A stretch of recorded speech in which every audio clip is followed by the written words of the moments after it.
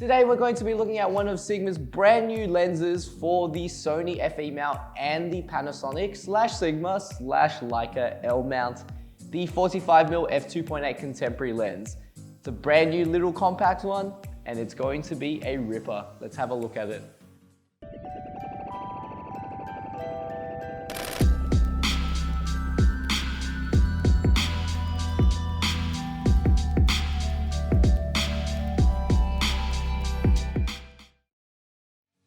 So let's run through the physical construction and the features of the lens. So as I mentioned earlier, the Sigma 45mm F2.8 is made for the Sony FE mount, as well as the Panasonic Leica Sigma L mount.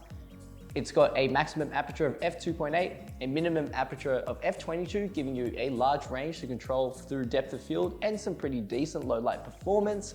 To back that up, it's got a 7 routed blade aperture diaphragm, just to give you that nice creamy bokeh result. In addition to that, the lens is slightly splash and dust resistant to an extent and does have a autofocus stepping motor just so you get a nice quiet performance. The lens has a unique optical design just to help it combat against spherical aberrations and has a super close focusing distance of 24 centimeters. Now I'm going to talk about my design impressions on the Sigma 45mm F2.8. To start off, the lens is made mostly out of metal, so it feels quite durable. But despite that, the lens is super lightweight, weighing just above 200 grams, making it a perfect travel companion or just a good lens to have in your bag for everyday usage. In addition to that, the lens is really compact, like really compact. It's going to fit in basically any bag you chuck it in, and carrying around all day, it looks super discreet, so it's not going to be intimidating if you decide to do some kind of street photography or even some portrait photography with your friends. At the front of the lens, it houses a 55 centimeter filter thread, and just behind that, you have a really nice manual focus ring, which has some pretty good dampening to it, so it feels quite smooth and you'll be able to use it for video.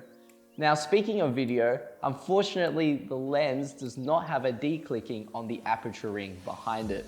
The aperture ring on this lens is quite responsive and clicky, which is great for photographers, and being able to change through that on your lens is super convenient. But if you do like changing your depth of field whilst recording video, it may not be a smooth experience. So now I'm going to talk about my pros and cons for the Sigma 45mm F2.8, starting with the pros. Firstly, the focal length being 45mm is fantastic. Personally, I always felt that 50mm was a bit too tight. Even though it's supposed to be the versatile focal length, I feel like 45 just gives you that little bit extra width so that you can still use it for some good landscape work, but also portrait work as well. In addition to that, a big win for this lens is its compact size and lightweightness. Honestly, for people who use the Panasonic L system, or even use the Sony A7R III or any kind of high-end Sony body, the lens isn't gonna really make a big deal for you for the long term when you're carrying it around on your travels or even on a professional shoot, as the lens is super discreet and lightweight. Second to that as well, the ergonomics of the lens is fantastic. It feels really good to use in the hand, and I really enjoy that it is a full metal construction, so it's not gonna feel like it will fall apart at any moment. Lastly, my final pro for the lens is its versatility in depth of field and low light performance. Because you can open up to f2.8, you can play around with some out of focus areas, but in addition to that, get some good low light performance and still be able to stop it down so you get some nice sharp images when you are doing those landscape shots where you need a stronger depth of field.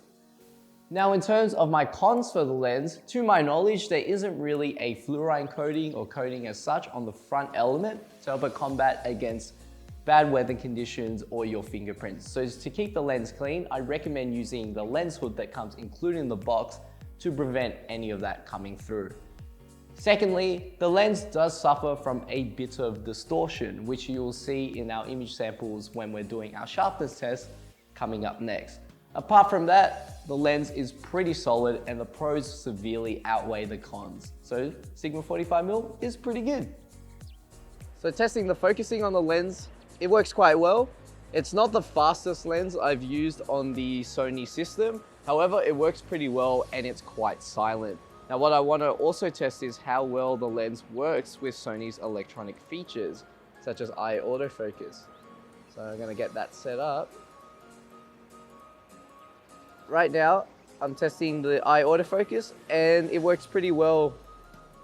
It's following Josh all the way through. So I'm going to take a set of images just so you guys can see. Come closer, Josh.